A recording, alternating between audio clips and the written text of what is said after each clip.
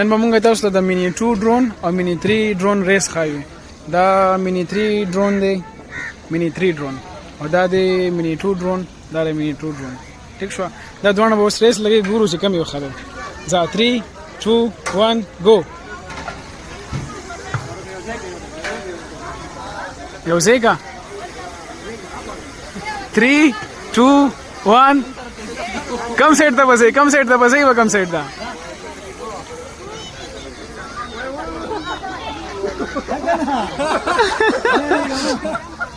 چا غوي او مینی 3 ډیر تیز دی. څومره رینج کې روان دی؟ څومره رینج کې روان دی؟ دا اوس 142 میټر لاړو مړه. دا خو لایسم نه دی. ښه مینی 3 ډیر تیز دی یار، او مینی 2 ډیر سلو دی یار. مینی 2 بالکل ځینې دا د دې لګ ډرون ډیر بیکار.